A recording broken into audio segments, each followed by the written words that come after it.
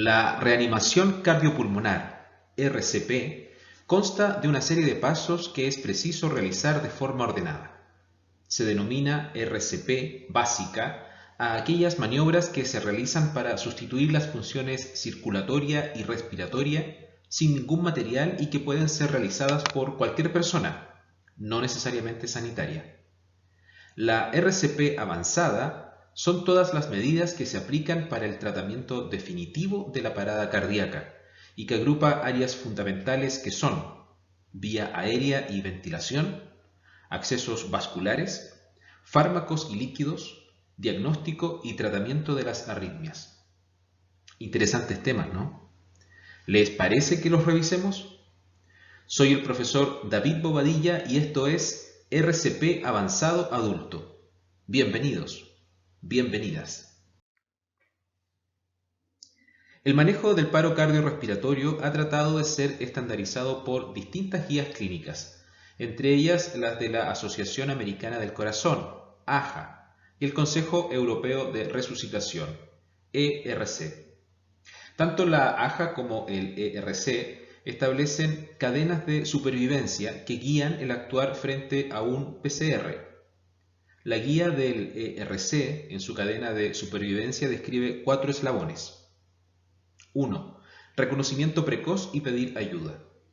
2. RCP precoz.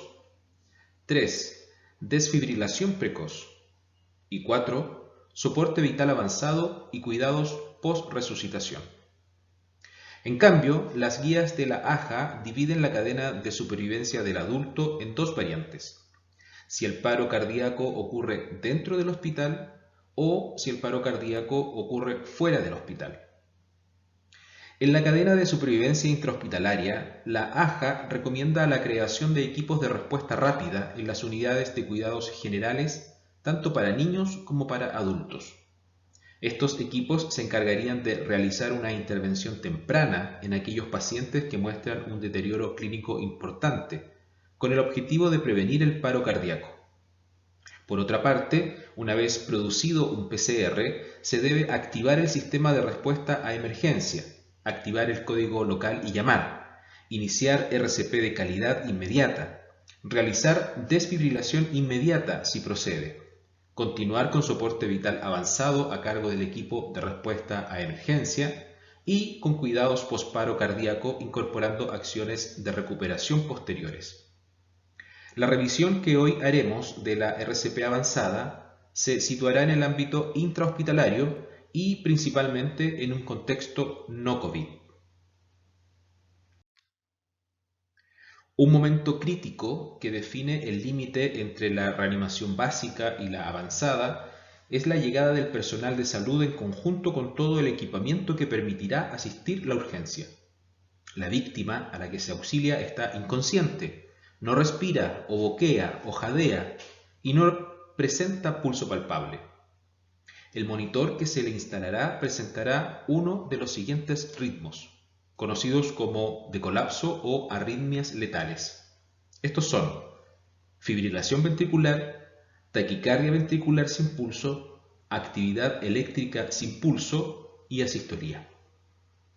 Los protocolos de reanimación indican que en todos los escenarios de paro cardiorrespiratorio se aplicarán compresiones, ventilaciones y fármacos. Sin embargo, no todos requerirán desfibrilación. Es importante saber qué pasa con el paciente al momento de entrar en PCR. De esa manera podemos entender mejor el cómo reanimar de manera efectiva, maximizando los resultados favorables. Por lo anterior, es necesario desagrupar al paro cardiorrespiratorio y dividirlo en 2 grandes categorías: PCR por causas desfibrilables y PCR por causas no desfibrilables. Paro cardiorrespiratorio por causas desfibrilables. En este escenario, la aparición súbita de una arritmia genera la detención del gasto cardíaco al presentar el corazón un ritmo desorganizado, que no genera contracción ventricular efectiva. Se asocia a la presencia de fibrilación ventricular o taquicardia ventricular sin pulso.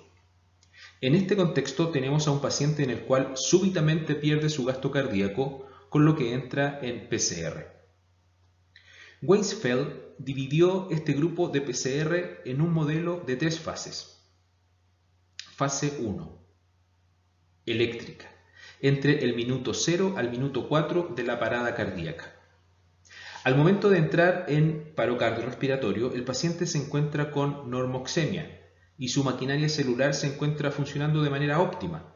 La única razón por la que no late es por desorden en la contractilidad que no genera gasto cardíaco. Existe circulación residual por la inercia de la sangre y por la elasticidad de los vasos sanguíneos.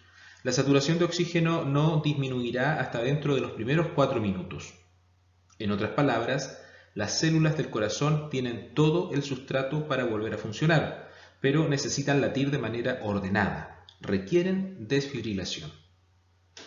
Fase 2. Circulatoria, entre el minuto 5 al minuto 10. Si el paciente se mantiene en PCR, el deterioro a nivel celular comienza. La saturación de oxígeno baja y las células cardíacas se depletan de ATP, por lo que no tiene energía para poder generar un latido eficiente, incluso ante la presencia de un desfibrilador. Es por eso que en esta fase de la reanimación, las compresiones de calidad y BLS son fundamentales para restaurar la célula y lograr una desfibrilación efectiva. De hecho, se ha demostrado que la fibrilación ventricular puede aumentar su voltaje y por lo tanto éxito en su desfibrilación tras la realización de BLS de calidad. En otras palabras, el éxito de la reanimación del paciente que se encuentra en esta fase depende de la calidad del masaje cardiopulmonar. Fase 3. Metabólica, posterior a los 10 minutos. En esta fase, la isquemia global y focal comienza a generar estragos. Acidosis, entrada de calcio al intracelular, hipercalemia y una serie de alteraciones muy difíciles de revertir hacen que el llegar a esta fase muchas veces signifique un estado terminal e irreversible para el paciente. La posibilidad de sobrevida con buenos resultados es muy baja en este estado. Paro cardiorrespiratorio por causas no desfibrilables. Se generan por un sinnúmero de patologías en la cual los elementos determinantes del gasto cardíaco, precarga, poscarga y contractilidad se ven afectados. Se manifiestan en el paciente como asistolía y actividad eléctrica sin pulso. Los elementos más específicos que determinan la sobrevida de los pacientes son el ritmo de paro, mejor expectativa de sobrevida al presentar actividad eléctrica sin pulso y la capacidad que tenga el equipo de salud de encontrar y revertir la causa de base que llevó al paciente al PCR. Hagamos un recuento de lo más relevante que hasta ahora hemos visto. El punto crítico que define el final de la reanimación básica y el inicio de la avanzada es la llegada del personal de salud en conjunto con todo el equipamiento que permitirá asistir la urgencia. La persona en PCR está inconsciente, no respira o está en gasping y no presenta pulso palpable. Los ritmos de colapso o arritmias letales son 4: fibrilación ventricular, taquicardia ventricular sin pulso, actividad eléctrica sin pulso y asistolía. En todos estos ritmos es necesario realizar compresiones torácicas, ventilar y administrar fármacos. No todos requerirán desfibrilación. La fibrilación ventricular y la taquicardia ventricular sin pulso requieren necesariamente en su manejo de la desfibrilación, mientras que la actividad eléctrica sin pulso y la asistolía no se benefician de ella. La pregunta que cabe hacerse es: ¿qué es la desfibrilación?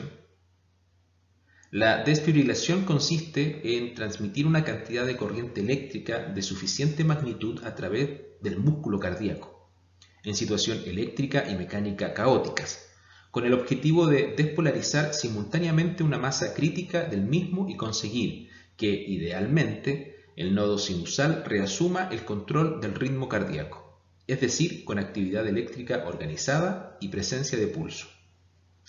La desfibrilación cardíaca alcanza su importancia en base a que los ritmos más frecuentes, en el caso de PCR en adultos, son la fibrilación ventricular y la taquicardia ventricular sin pulso.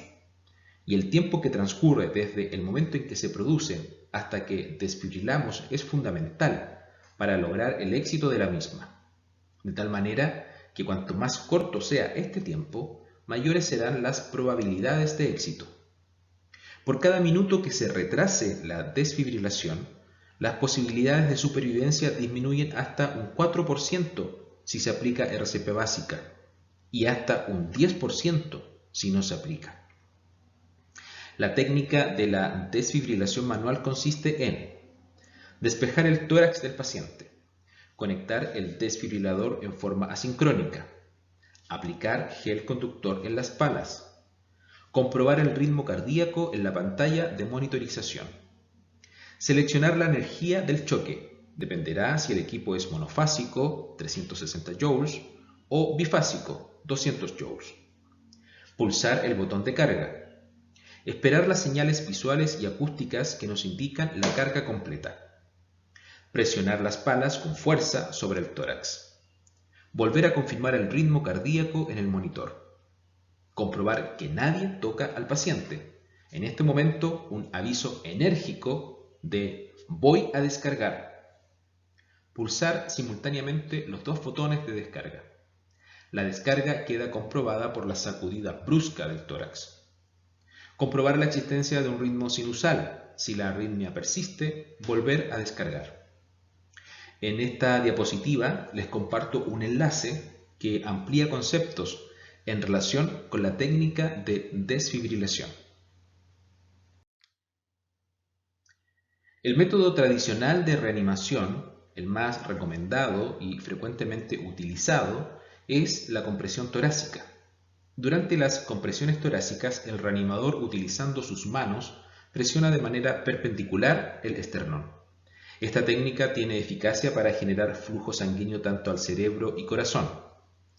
El masaje cardíaco consta a su vez de dos fases secuenciales, compresión y descompresión. 1. Compresión. Fase en la cual se genera presión en dirección del tórax del paciente. Con lo anterior se genera un aumento de la presión intratorácica y un aumento del flujo de la raíz aórtica hacia las arterias coronarias, cerebro y resto de los órganos. El flujo se logra tanto por la presencia del aparato valvular del corazón como por el gradiente de presión intra-extratorácico. La compresión torácica efectiva debe tener una profundidad adecuada. Si es muy superficial, no logrará una presión suficiente, con lo que el gasto cardíaco logrado no generará perfusión cardiocerebral efectiva, y si es muy profunda, se asocia a mayor trauma de reanimación. Los estudios muestran que lo ideal en adultos es una compresión entre 4 a 6 centímetros. 2. Descompresión. Fase en la cual el tórax se reexpande. En la reanimación habitual, esta fase es de manera pasiva, por lo que está muy determinada por la calidad de fase de compresión. Durante esta fase se realiza el llenado ventricular al generarse presión negativa intratorácica, o sea, una gradiente de presión hacia el corazón. La frecuencia de las compresiones es fundamental, ya que al aumentar estas por sobre las 120 compresiones por minuto, el tiempo para llenado disminuye, teniendo un peor gasto cardíaco al no tener un volumen efectivo previo al inicio de las compresiones para perfundir los órganos vitales. Por eso se debe mantener entre 100 y 120 por minuto. La realización de compresiones de calidad está determinada por la frecuencia, profundidad y ausencia de interrupciones. La frecuencia óptima, como ya lo hemos dicho, es entre 100 y 120 compresiones por minuto. Como fue descrito previamente, menos que eso no logra un flujo sanguíneo eficiente y más rápido no logra generar un retorno venoso eficiente. Uno de los problemas más frecuentes es la excesiva velocidad y profundidad de las compresiones, ya que habitualmente en reanimadores con poca experiencia tienden a creer que más rápido es mejor. Sin embargo, existe una relación inversamente proporcional entre frecuencia y sobrevida. La generación de presión de perfusión coronaria, PPC, es un proceso dinámico en el cual la generación de PPC efectiva toma tiempo. habitualmente entre 10 a 15 compresiones, pero cae rápidamente al parar la RCP. Es por esta razón que el tiempo de no flujo es aún más prolongado que el solo tiempo de cese de las compresiones, generándose por tanto largos periodos de muerte celular y apoptosis. Por lo anterior, es fundamental evitar al máximo las interrupciones en intervenciones como instalar vía venosa, desfibrilar, ventilar o el manejo invasivo de la vía aérea. Existe evidencia que muestra que entre mejor PPC promedio, mayor chance de sobrevida existe, por lo cual es fundamental un manejo en el que las interrupciones sean las menores posibles. Y en cuanto a la ventilación en la reanimación, ¿qué podemos agregar? Durante la reanimación, las ventilaciones se realizan con presión positiva. Estas permiten disminuir la resistencia del territorio vascular pulmonar, mejorando el flujo y permitiendo así la oxigenación. Los grandes determinantes en la ventilación son la presión y el volumen suministrado, teniendo un rol determinante en ello la frecuencia de las ventilaciones. En el contexto de ventilación a presión positiva, ejemplo de ella es la realizada con bolsa y mascarilla, popularmente conocido como AMBU. Tanto la presión como el volumen van ligados. La ventilación a presión positiva correcta es capaz de oxigenar y por un efecto de constricción de la vasculatura pulmonar, mejorar la precarga del ventrículo izquierdo. Una ventilación a presión positiva muy baja genera volumen insuficiente y por tanto oxigenación ineficaz. Una ventilación a presión positiva excesiva genera aumento de la presión intratorácica, disminuyendo el retorno venoso y aumentando la presión intracraneana. Pudiera también aumentar la presión gástrica y con ello el riesgo de vómitos y aspiración de la vía aérea. La frecuencia correcta de las ventilaciones es aquella que permite oxigenar y barrer CO2 de manera efectiva. Dado que el gasto cardíaco está muy disminuido, la relación ventilación-perfusión pulmonar se mantiene en equilibrio con frecuencias de ventilación bastante bajas. Una frecuencia aumentada de ventilaciones es negativa para la sobrevida del paciente, ya que se asocian a atrapamiento aéreo y aumento de la presión intratorácica. Es habitual durante la reanimación que surja la pregunta: ¿cuándo se debe intubar al paciente? La respuesta más sencilla es cuando se pueda, mientras no interrumpa el masaje cardíaco.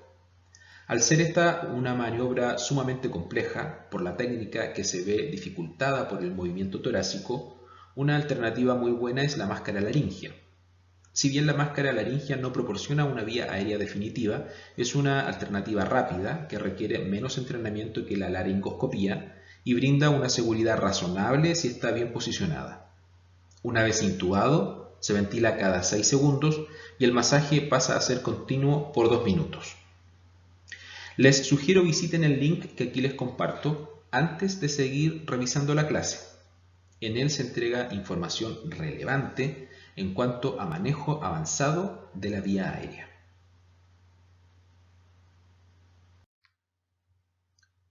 Las drogas durante la reanimación han demostrado mejorar el retorno a la circulación espontánea, RCE. Dentro de los algoritmos se incluyen la adrenalina, también llamada epinefrina, como principal droga para generar vasoconstricción y elevar las presiones, como también la amiodarona, para usarla como coadyuvante a la desfibrilación en el caso de que el miocardio no responda a esta. También se incluye dentro de las terapias más utilizadas, dependiendo de la causa del PCR, al suero fisiológico, el suero glucosado, el bicarbonato, el gluconato de calcio y el sulfato de magnesio, entre otros. La guía de la AJA 2020 ha reafirmado recomendaciones sobre la administración de la adrenalina, con énfasis en la administración temprana de este fármaco. Se administra cada 3 a 5 minutos, 1 miligramo, es decir, una ampolla completa de adrenalina, sin diluir, seguida de un bolo de suero fisiológico de arrastre de al menos 20 cc. En cuanto a la amiodarona, esta se administra ante la evidencia de una fibrilación ventricular o taquicardia ventricular sin pulso, que a la segunda desfibrilación sigue siendo refractaria a esta terapia. La dosis inicial es de 300 miligramos, es decir, 2 ampollas, sin diluir, administradas en bolo, seguidas de un bolo de suero fisiológico de rastre. Luego de requerir nuevamente administrarse, la dosis de amiodarona corresponde a 150 miligramos, o sea, una ampolla en bolo. Otro punto importante durante la secuencia de reanimación es revisar la causa del PCR. La AJA 2020 presenta la mnemotecnia de las 5H y las 5T. Ya habíamos visto que durante el tiempo se ha ido modificando, por lo que pueden encontrar ustedes alguna literatura que agregue otras. En las H está hipoxia, hipovolemia, hidrogeniones, refiriéndose a la acidosis, hipo o hipercalemia, hipotermia. En las T, tensión, refiriéndose a neumotórax a tensión, taponamiento cardíaco, toxinas, trombosis pulmonar, trombosis coronaria. Con respecto a los cuidados post-paro cardiorrespiratorio, constan de 3 pilares: la estabilización hemodinámica, la hipotermia terapéutica y la coronariografía con angioplastía. En esta diapositiva se presenta el protocolo actualizado de la AJA, documento que deben conocer a cabalidad e integrar cada uno de los pasos que se indica seguir. Los profesionales de la salud, independiente del área en que se desempeñan, siempre pueden verse enfrentados a ayudar o liderar un equipo de reanimación. Si bien existen varias teorías acerca del liderazgo y muchos consideran que es una característica de la personalidad, múltiples estudios han demostrado que esta habilidad puede ser entrenada. Por lo mismo, los protocolos de reanimación de la American Heart Association han incluido dentro de sus recomendaciones la necesidad de entrenar al personal de salud para trabajar en equipo de manera efectiva. Para entender mejor el concepto de equipo de reanimación, es necesario primero definir los roles individuales que se requieren para una reanimación efectiva. Si bien es una lista larga, estos roles deben ser adaptados al contexto clínico, según el escenario en donde ocurre la reanimación, número y entrenamiento del equipo de salud presente. Es así como se identificarán los siguientes integrantes. Líder. Es el responsable de asignar roles, definir tareas, mantener al equipo informado y tomar decisiones. De ser posible, no debe involucrarse activamente en la reanimación, sino mantener una visión global de lo que está ocurriendo. Vía aérea. Es el responsable de iniciar las ventilaciones y, según su nivel de entrenamiento, de asegurar la vía aérea del paciente con un dispositivo avanzado. De ser posible, debiera tener un asistente que lo ayude con la preparación de los materiales. En caso de que no haya otros profesionales entrenados, el líder debe asumir este rol. Evaluador. Es el responsable de evaluar al paciente, realizando una completa evaluación primaria y secundaria, informando los hallazgos al líder del equipo. De ser necesario, puede ser el responsable de realizar procedimientos de emergencia, como una descompresión torácica con aguja. En escenarios con poco personal, es el líder del equipo quien asume esta función. Accesos. Es él o los responsables de obtener un acceso venoso o intraóseo de manera oportuna. Una vez establecido, será el responsable de preparar y administrar las drogas indicadas por el líder del equipo. Compresiones. Es el responsable de iniciar compresiones de calidad inmediatamente una vez que se reconoce el paro cardiorrespiratorio. Idealmente debe contar en voz alta para mantener al resto del equipo informado. Debe cambiar luego de cada chequeo de pulso, cada 2 minutos o 5 ciclos. No debe suspender las compresiones hasta que el líder del equipo se lo indique. Desfibrilación. Es el responsable de administrar las descargas ante ritmos desfibrilables. Debe estar atento de los tiempos de reanimación e idealmente cargar la energía antes del término del ciclo para administrar la descarga de inmediato, minimizando las interrupciones del masaje. Chequeo de pulso. Es el responsable de chequear el pulso entre los ciclos de reanimación. Puede ser una de las personas que se encuentra en otro rol, pero que en ese momento no se encuentra ocupado. Debiera iniciar el chequeo durante el final del ciclo, verificando la correcta posición de las manos y así minimizar las interrupciones del masaje. Registro. Es el responsable de llevar el tiempo y registrar los procedimientos durante la reanimación, incluyendo los ciclos, desfibrilaciones y drogas administradas. Ultrasonido. De ser posible, algún profesional entrenado debiese estar disponible para guiar la reanimación con ultrasonido. Muchas veces es el mismo que realiza la evaluación primaria. Apoyo familiar. Dependiendo de las circunstancias, puede ser necesario asignar a una persona para acompañar a los familiares del paciente. En general, será el mismo líder quien hable con la familia. Sin embargo, se puede asignar a una persona para acompañar e ir explicando a la familia lo que está ocurriendo. Esto es especialmente importante en escenarios pediátricos. Finalmente, comparto con ustedes una excelente puesta en escena del manejo avanzado de la reanimación cardiopulmonar. Les invito a visitarla y a identificar cada uno de los interesantes temas que hoy hemos revisado. Soy el profesor David Bobadilla y esto fue RCP Avanzado Adulto. Que estén muy bien. Hasta pronto.